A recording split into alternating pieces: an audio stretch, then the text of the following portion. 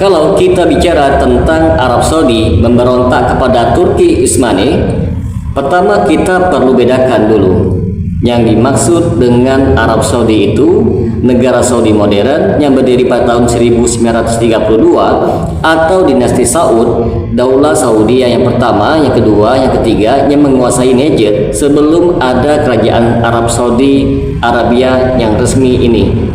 Banyak narasi dakwah atau politik mencampur adukan dua hal ini sehingga seolah-olah kerajaan Saudi modern dan gerakan Najd pada masa lalu itu satu paket dalam istilah Saudi memberontak terhadap khilafah.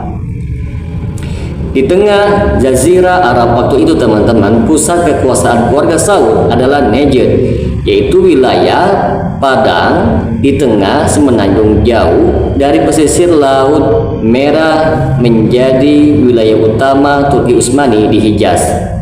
Di Najd ada kekuasaan keluarga Saud di Riyadh dan sekitarnya, dan juga ada keluarga Rashid Al-Jaw dan Hail. Dua kekuatan lokal ini menurut kajian yang pro Saudi tidak berada di bawah administrasi langsung Turki Utsmani. Turki Utsmani secara formal berdaulat atas Hijaz termasuk Mekah dan Madinah serta pesisir Laut Merah, sedangkan Najd dipandang lebih sebagai kawasan suku dan emirat yang relatif mandiri. Disinilah muncul kesepakatan Diriyah antara Muhammad bin Saud dan Muhammad bin Abdul Wahab yang melahirkan negara Saudi pertama. Negara Saudi pertama ini tumbuh dari Najd sebagai kekuatan baru yang tidak pernah menjadi provinsi administratif Utsmani, teman-teman. Ia di luar struktur resmi Daulah Utsmaniyah, bukan pecahan provinsi yang tiba-tiba yang memproklamirkan diri merdeka. Dari Najd, negara Saudi pertama meluas pengaruh ke berbagai wilayah di semenanjung Arab hingga akhirnya menaklukkan Mekah pada abad ke-19, sebuah pukulan yang berat bagi Turki Utsmani karena Mekah sudah berada di bawah daulat mereka sejak abad ke-16.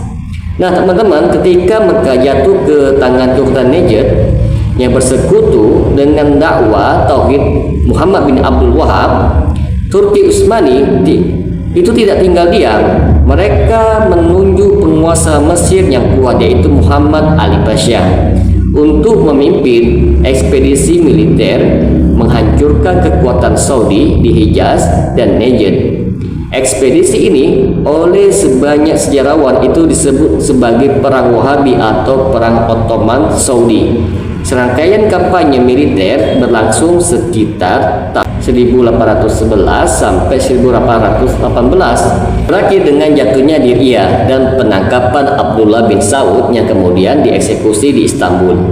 Nah, di titik ini teman-teman, sebagian orang itu langsung menyimpulkan bahwa kalau sampai Turki Utsmani harus mengerahkan tentara untuk merebut Mekah dan menghancurkan Diriyah, berarti Saudi itu memberontak kepada khilafah Islamiyah.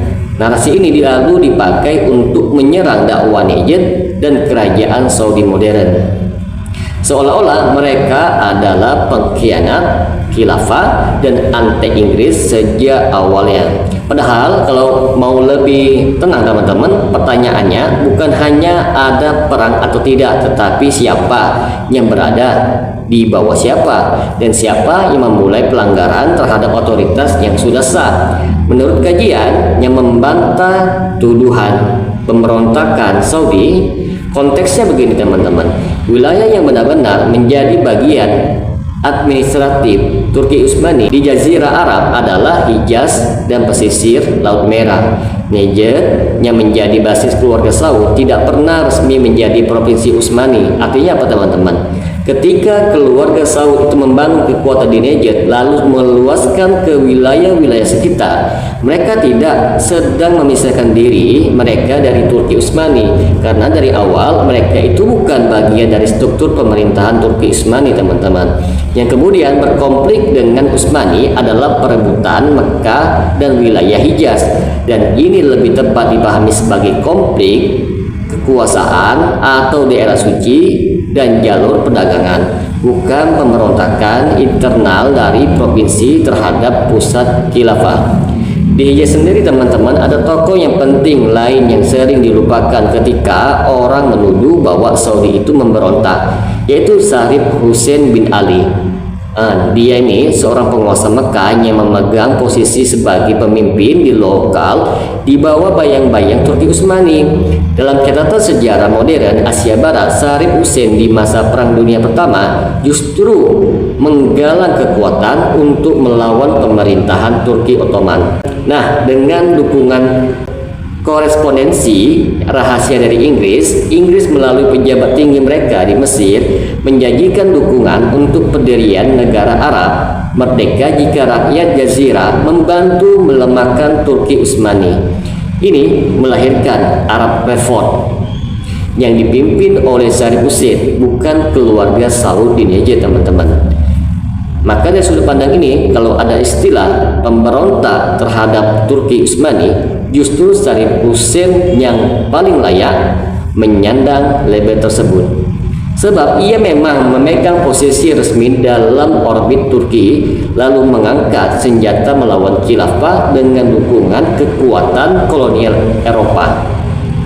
Nah, sementara itu teman-teman, keluarga Saud di Najd dalam narasi pro Saudi. Nah, sementara keluarga Saud di Najd dalam tidak pernah tunduk sebagai provinsi Utsmani, sehingga tidak tepat disebut sebagai pemberontak terhadap khilafah. Konflik mereka dengan Turki itu lebih mirip dengan benturan dua kekuatan regional yang masing-masing mengklaim legitimasi atas wilayah suci dan rute yang penting. Namun di sisi yang lain teman-teman, ada juga tulisan dan kajian yang menyebut perang Ottoman Saudi sebagai bentuk pemberontakan kaum Wahabi terhadap khilafah. Di sini istilah pemberontakan itu dipakai karena dari perspektif Istanbul, Mekah dan Madinah itu berada di bawah daulat Turki, lalu ditaklukkan oleh kekuatan yang memfatwakan kekafiran Utsmani, yaitu Muhammad bin Abdul Wahab, disebut dalam berbagai sumber sebagai orang yang menghalalkan darah Turki Utsmani dengan mengatakan mereka kafir. Maka bagi penulis yang simpati kepada Turki atau konsep khilafah klasik, tindakan militer Saudi ke Hijaz dan penolakan terhadap otoritas Istanbul itu dianggap sebagai bughat terhadap imam kaum muslimin. Dalam jangka panjang, sejarah dinasti Saud memang beririsan dengan intervensi Inggris dan runtuhnya Turki Utsmani pada awal abad ke-20. Ada fase-fase yang penting teman-teman, yaitu Daulah Saudiyah pertama yang berdiri atas basis dakwah tauhid dan dihancurkan oleh ekspedisi Turki Utsmani. Lalu Daulah Saudi yang kedua bangkit pada tahun 1423 dan runtuh oleh keluarga Rashid. Dan Daulah Saudiyah ketiga yang dipimpin oleh Abdul Aziz bin Saud yang akhirnya berhasil menyatukan berbagai suku dan emirat hingga memproklamirkan kerajaan Arab Saudi pada tahun 1932. Dalam proses itu teman-teman, sebagai ulasan sejarah menyebut adanya kerjasama politik dengan Inggris untuk melemahkan posisi Turki Utsmani di Jazirah sebagai bagian strategi Perang Dunia Pertama. Tetapi catatan lain menegaskan bahwa janji-janji Inggris terhadap Arab, baik Syarif Hussein maupun pihak Saudi, banyak yang tidak ditepati, dan konflik baru muncul di Palestina serta mandat Inggris setelah itu teman-teman. Kalau kita ingin menjawab tuduhan bahwa Saudi itu memberontak terhadap khilafah Turki Utsmani, ada beberapa poin kunci yang patut untuk kita ingat dan biasanya akan kita jelaskan kepada teman-teman yang meneliti sejarah Islam. Yang pertama, secara geografis dan administratif, Najd sebagai basis keluarga Saud berbeda dari Hijaz sebagai wilayah resmi Utsmani.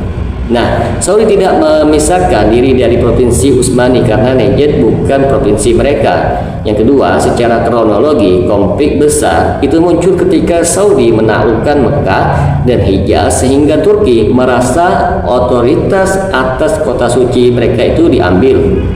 Ini adalah konflik kekuasaan atas wilayah suci, bukan langsung provinsi melawan pusat. Yang ketiga teman-teman, secara pelaku pemberontakan tokoh yang secara jelas yang memimpin Arab Revolt ada melawan Ottoman dengan dukungan Inggris adalah Saddam Hussein, bukan keluarga Saud. Kalau mau memakai istilah pemberontak teman-teman dalam kerangka khilafah, label itu lebih tepat diarahkan kepada Saddam Hussein. Yang keempat, secara ideologi memang ada fatwa keras dan pengkafiran Turki Utsmani dari kalangan pendukung dakwah Najd dalam sebagian sumber, dan dari sisi Istanbul hal ini mudah dibaca sebagai bogot. Jadi menyebut sama sekali tidak ada pemberontakan pun menyederhanakan kenyataan bahwa ada perang besar antara dua kekuatan kaum muslimin. Yang kelima, secara politik kontemporer teman-teman, narasi Saudi pengkhianat khilafah sering dipelihara di kalangan gerakan politik tertentu untuk membangun dukungan bagi ideologi mereka. Sementara penulis yang pro Saudi mencoba membantahnya dengan menekankan konteks wilayah dan peran Saddam Hussein.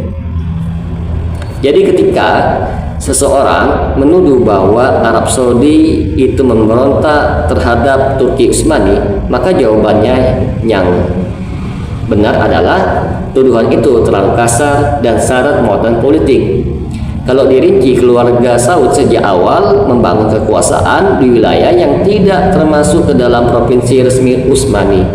Konflik besar itu muncul karena perebutan Mekah dan Hijaz, dan pemberontakan yang jelas-jelas melawan Turki dengan bendera Inggris justru dipimpin oleh Saddam Hussein, bukanlah oleh kerajaan Saudi modern pada saat ini.